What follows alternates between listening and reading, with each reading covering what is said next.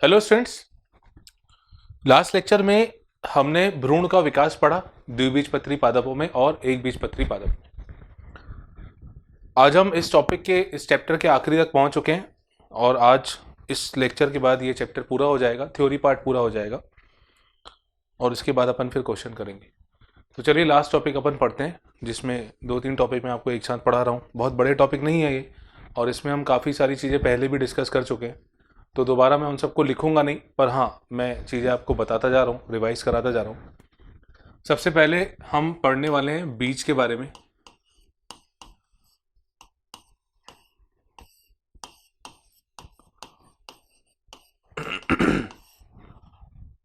अगर मैं अंडाशय की बात करूं तो अंडाशय में अंदर बीजांड होते हैं। ठीक है, देखिए मैं सब ये लिखवा चुका हूं पहले, मैं सिर्फ आपको रिवाइज दोबारा करा रहा हूं। अब क्योंकि इस चैप्टर में फिर से ये पार्ट है तो अपन इसको रिवाइज कर रहे हैं, है ना। ये ऊपर वर्तिकाग्र, फिर वर्तिका और फिर अंडाशय। अंडाशय के अंदर बीजांड। जब निषेचन हो जाता है तो निषेचन के पश्चात, निषेचन के बाद ये जो बीच में अंदर की तरफ बीजांड है, ये बीजांड बीज में बदल जाते हैं, है ना, बीज में बदल जाते हैं। और अंडाशय जो होता है वो फल में बदल जाता है। अंडाशय के बाहर जो भित्ति होती है वो फल भित्ति में बदल जाती है। ये सब होता है निषेचन के बाद। अब कई सारी ऐसी भी संरचनाएं होती हैं। फलों की बात करें अगर, फलों की बात करें अगर तो फल देखिए कई बार अंडाशय से बनता है और कई बार वो अंडाशय के अलावा किसी और भाग से भी बन जाता है। अगर फल अंडाशय से बन रहा है तो उसे अपन वास्तविक फल कहते हैं, ट्रू फ्रूट कहते हैं। और अगर अंडाशय के अलावा किसी और भाग से बनता है तो उसे हम आभासी और कूट फल कहते हैं, कूट फल। तो ये फल के दो प्रकार मैंने बताए, जो कि अपन ने पुष्पी पादपों की आकारिकी में पढ़ा था। ठीक है, तो अपन इसको दोबारा नहीं लिख रहे। इसके अलावा इसी चैप्टर में मैंने कुछ समय पहले बीज के बारे में बताया था। बीज भी दो प्रकार का होता है। जब अंदर विकासशील भ्रूण, मतलब जो विकसित होता रहता है, अगर वो भ्रूण पूरा का पूरा भ्रूणपोष को खा लेता है तो ऐसा बीज अभ्रूणपोषी बीज कहलाता है। अगर भ्रूणपोष बच जाता है तो उसे अपन भ्रूणपोषी बीज कहते हैं। एक और इसमें होता है, एक होता है परिभ्रूणपोषी बीज और परिभ्रूणपोष, पेरिस्पर्म। परिभ्रूणपोष मतलब कई बार जो बीजांड है उसके अंदर जो बीजांड काय होता है, अगर वो बच जाता है आखिरी में, तो ऐसे बीज को अपन कहते हैं परिभ्रूणपोषी बीज। इसको आप चाहें तो लिख सकते हैं।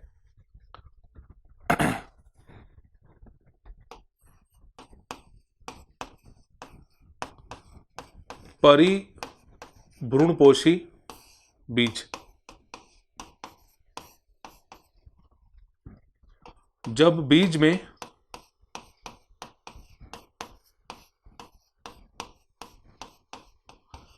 बीजांड काय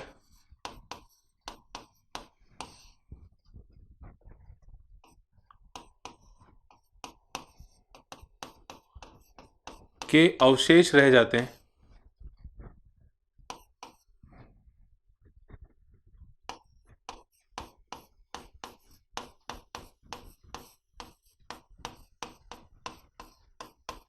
एवं वह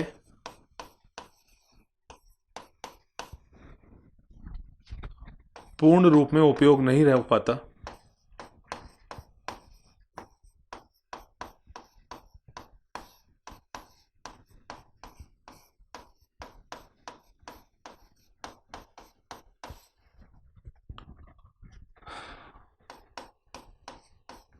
तो इसे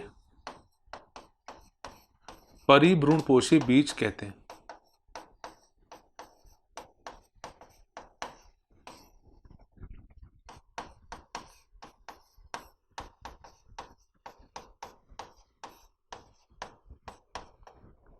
जैसे काली मिर्च में ये अपन देख सकते हैं।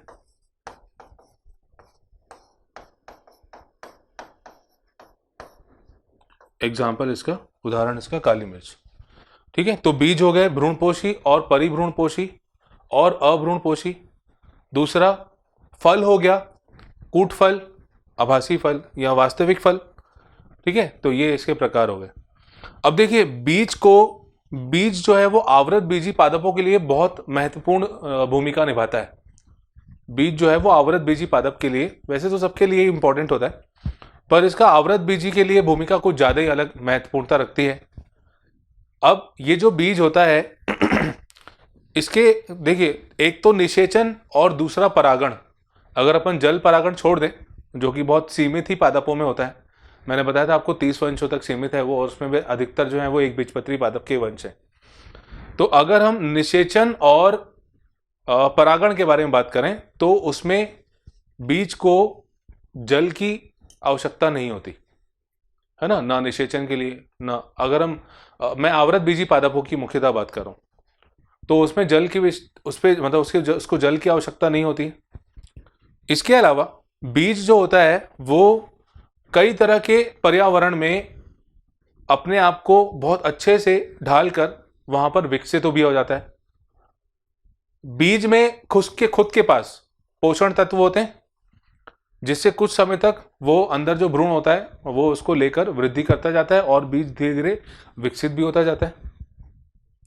अंदर जो भ्रूण होता है वो बीज आवरण से पूरी तरह से ढका हुआ रहता है, उसको सुरक्षा अंदर मिलती रहती है। तो ये सब चीजें बीज में काफी ज्यादा महत्वपूर्ण भूमिका निभाती हैं ताकि उससे एक पादप विकसित हो सके। आप सोचिए कि एक पादप में कई सारे बीज होते हैं, कई सारे बीज पादप देता है और हर बीज से एक बड़ा सा पादप बन जाता है। प्रकृति है ना, कई सारी चीजें उसमें ऐसी छुपी हुई हैं। चलिए मैं इन पॉइंट्स को कुछ लिख देता हूं, इसमें से कुछ पॉइंट।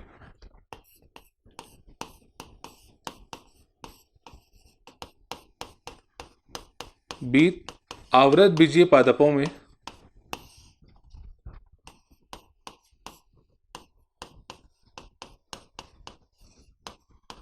महत्वपूर्ण भूमिका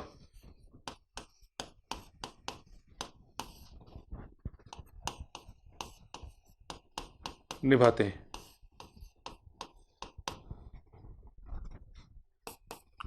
निषेचन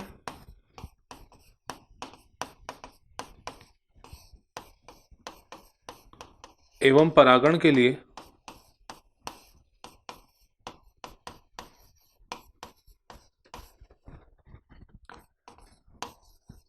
जल पर पूर्ण निर्भरता या जल की आवश्यकता नहीं होती है।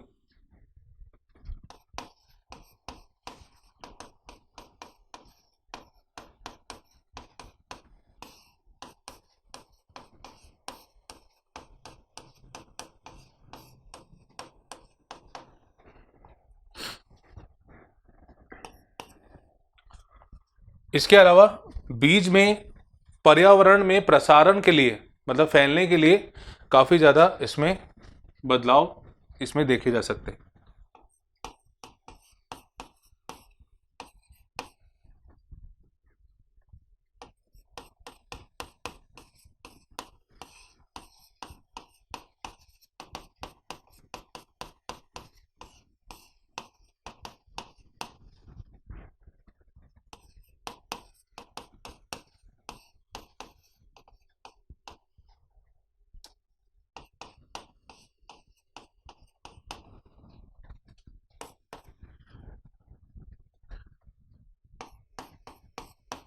अंदर जो विकासशील भ्रूण होता है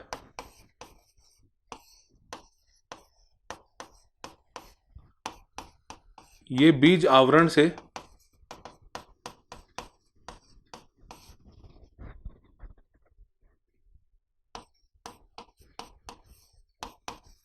ढका होता है। ढका होता है मतलब अंदर वो सुरक्षित होता है ना। तो ये सारी चीजें देखी जाती हैं बीज और आवृत बीजी पादपों के केस में। अब इसमें अगर अपन बीज को भंडारित करने की बात करें तो बीज में पानी ना हो तो ज्यादा अच्छा है। हालांकि बीज में एक छोटा सा छिद्र जो कि बीजांड द्वार पहले होता है, वो बीजांड द्वार बाद में भी कई बार प्रेजेंट रहता है, जिससे ऑक्सीजन और कुछ मात्रा में नमी यानी जल अंदर आ सकता है। यहां पे सबसे इंपॉर्टेंट आता है बीज की जो जीवन अवधि होती है। बीज की जीवन अवधि जो होती है वो कई बार कुछ पादपों में कम समय की होती है, कुछ पादपों में ज्यादा समय की होती है।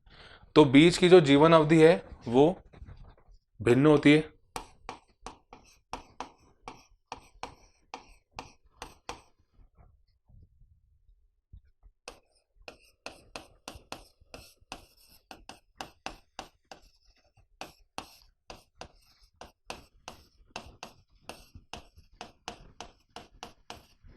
कई बार ऐसा भी होता है कि अगर इसका निर्जलीकरण किया जाए, यानी इसमें पानी अगर नहीं मिले, तो कई बार इसमें प्रसुप्ति भी देखी गई है, यानी एक निष्क्रिय अवस्था भी देखी गई है।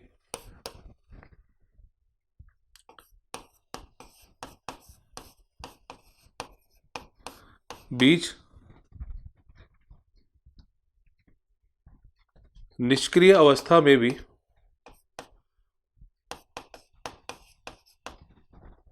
जा सकता है और इसे अपन कहते हैं प्रसुप्ति। बीज की जो निष्क्रिय अवस्था होती है उसे अपन प्रसुप्ति कहते हैं।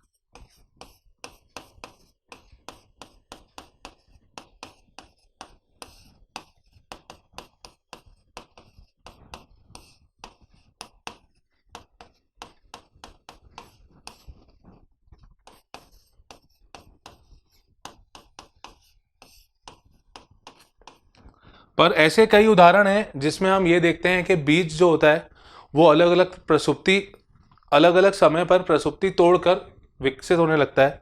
जैसे एक पादप है ल्यूपाइनस, ल्यूपाइनस आर्क्टिकस, ये नाम बहुत इंपॉर्टेंट है।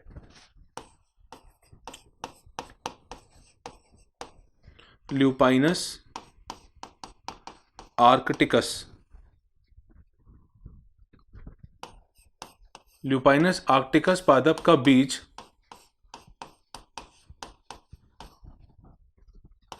10,000 वर्ष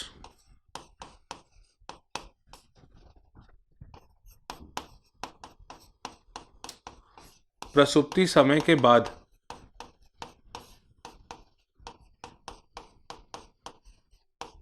अंकुरित हुआ।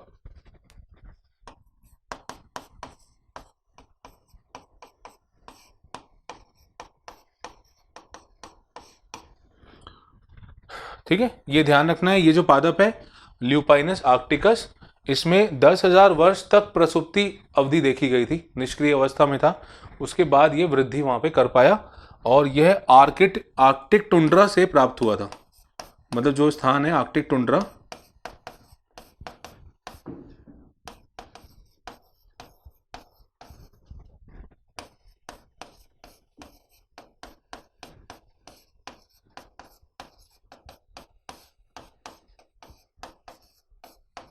मतलब ये जो पादप था उसका बीज जो प्रसुप्ति समय में निष्क्रिय अवस्था में मिला था वो 10,000 साल के बाद अंकुरित हुआ। ऐसे एक और प्लांट है, उसका नाम है फियोनिक्स डेक्टिलीफेरा।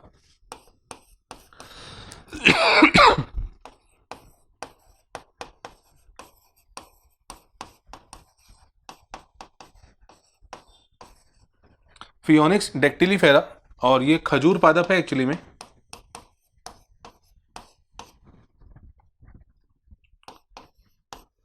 इसका बीज किंग हेरोड पैलेस, मतलब किंग हेरोड का जो महल था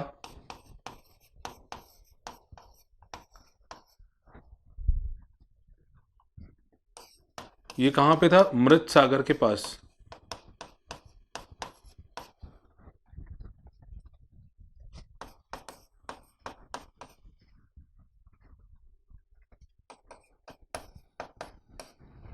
फियोनिक्स डेक्टिलीफेरा का बीज किंग हेरोड पैलेस मृत सागर के पास प्राप्त हुआ।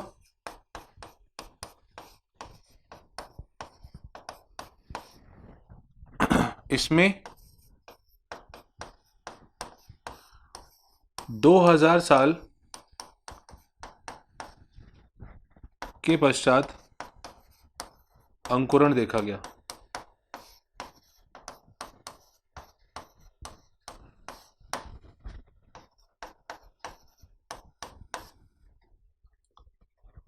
तो ये आपको दो एग्जाम्पल याद रखने, ल्यूपाइनस आर्क्टिकस जिसमें 10,000 वर्ष की प्रसुप्ति समय देखा गया, और फियोनिक्स डेक्टिलीफेरा जिसमें 2,000 वर्ष का प्रसुप्ति समय देखा गया। अब देखिए कई ऐसे बीज हैं, मतलब कई ऐसे पादप हैं जिसमें बीज की संख्या बहुत ज़्यादा होती है ना। बहुत छोटे छोटे बीज उनमें होते हैं और हर बीज से एक विशाल पादप तैयार हो जाता है। तो ऐसे कुछ नाम अपन को ध्यान रखने हैं। कई पादप बहुत अधिक संख्या में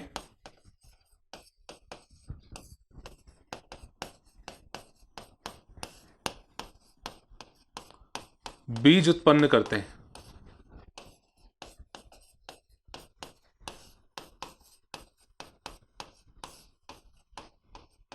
जैसे 3 नाम आप तो ध्यान रखिएगा। जैसे एक होता है ऑर्किड पादप,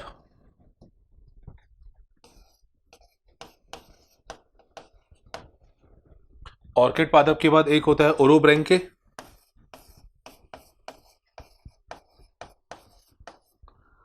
और स्ट्रिगा,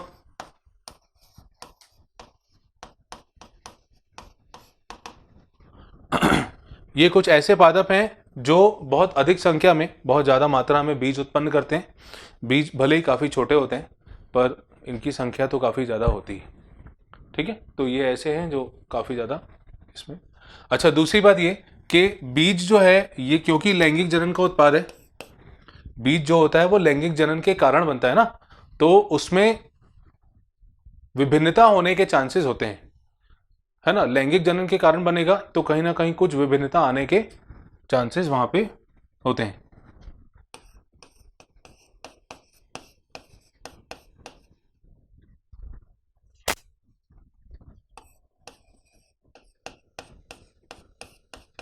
बीज लैंगिक जनन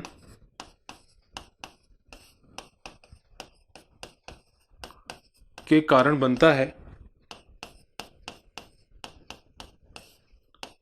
जिससे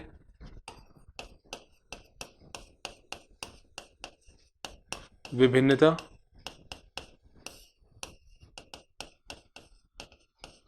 आने वाली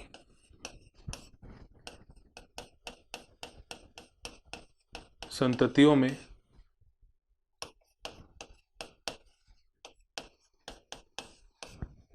देखी जा सकती है।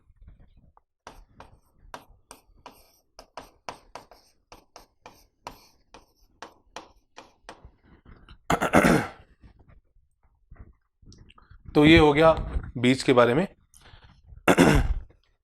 अब नेक्स्ट हम पढ़ते हैं एक आखिरी टॉपिक इस चैप्टर का, असंग जनन और साथ में उसके बहुभ्रूणता। तो नेक्स्ट टॉपिक है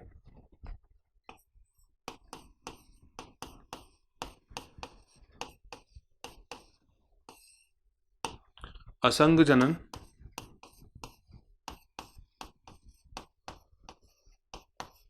एवं बहुभ्रूणता। देखिए, हमें ये तो पता है कि कई बार फल जो होता है, फल बिना निषेचन के भी बन सकता है ना, और इस प्रक्रिया को अपन कहते हैं अनिषेक जनन, अनिषेक फलन। अनिषेक फलन में जो फल होता है वो बिना निषेचन के बन जाता है। ऐसे ही कई बार बीज में भी होता है।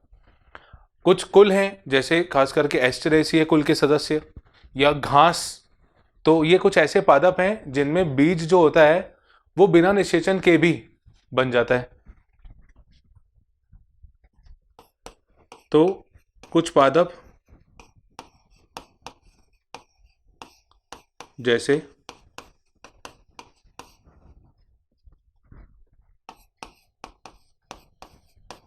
एस्टेरेसिए कुल के सदस्य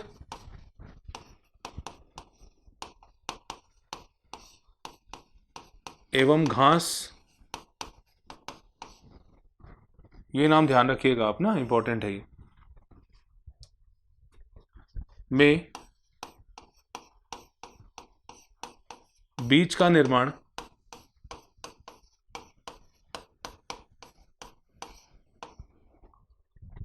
बीज का निर्माण बिना निषेचन के भी हो जाता है।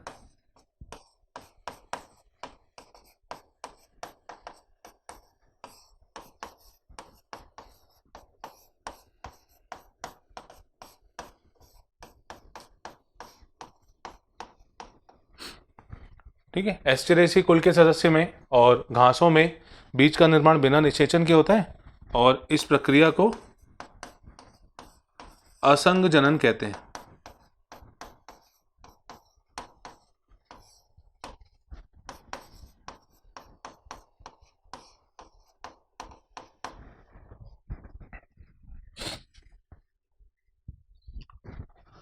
अब कई बार ऐसा भी होता है कि जो अंड कोशिका होती है, अंड कोशिका होती है वो द्विगुणित होती है।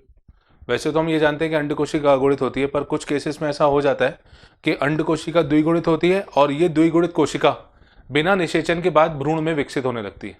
मतलब सीधे अंड कोशिका से भ्रूण का निर्माण होने लगता है, निषेचन की वहां पे जरूरत ही नहीं होती। तो कुछ ऐसे पादप भी होते हैं, तो मैं इस पॉइंट को लिख देता हूं।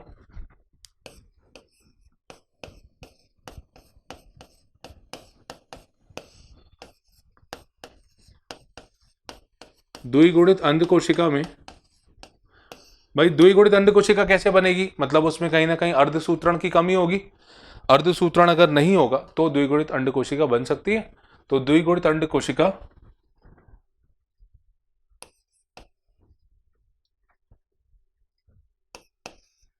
का बिना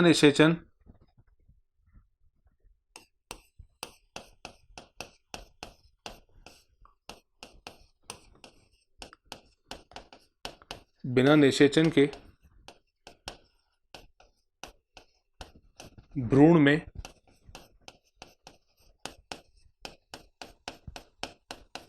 परिवर्तन भी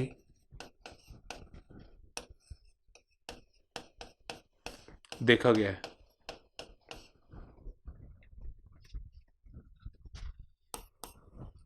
ठीक है, अब देखिए अब अपन आते हैं बहुभ्रूणता पे। हम ये तो जानते हैं कि भ्रूणपोष में जो भ्रूण कोश होता है, एम्ब्रियो सैक होता है, उसमें सामान्यतः एक ही भ्रूण का निर्माण होता है। निषेचन के बाद जो अंड कोशिका होगी वो नर युग्मक से संलेत होती है और वहां पे युग्मनज बनता है जिससे भ्रूण विकसित होने लगता है, ये हम जानते हैं। पर कई बार ऐसा होता है कि जो निषेचन के बाद भ्रूण तो बनता ही है, पर वहां पे साथ साथ में जैसे बीजांडकाय में कुछ कोशिकाएं होती हैं वो भी भ्रूण में विकसित होने लगती हैं।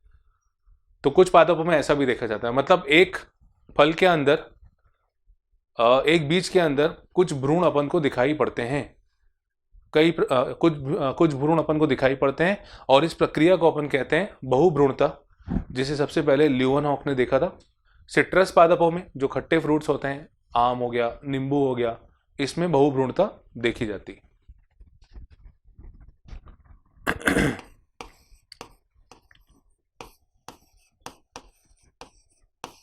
कुछ पादप जैसे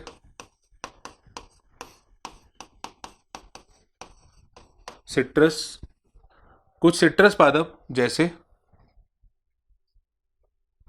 नींबू, आम आदि में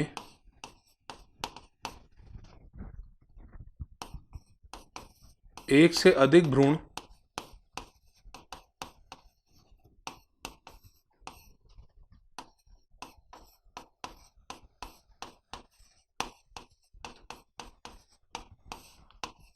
दिखाई देते हैं।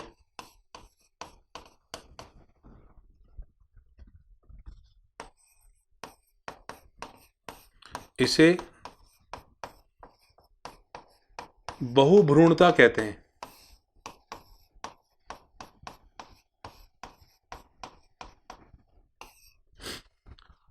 ठीक है, नींबू हो गया, आम हो गया, कई बार इसमें एक से अधिक भ्रूण बन जाते हैं। अब भ्रूण कई तरह से बन सकते हैं, मतलब एक जो होगा निषेचन के बाद वो तो बनेगा बनेगा, साथ साथ में कुछ और भी, जैसे कई बार बीजांडकाई की कुछ कोशिकाएं होती हैं वो भ्रूण में बदलने लगती हैं, तो उस अवस्था में उसको हम बहुभ्रूणता कहते हैं। और इसे सबसे पहले ल्यूवेनहॉक ने देखा था।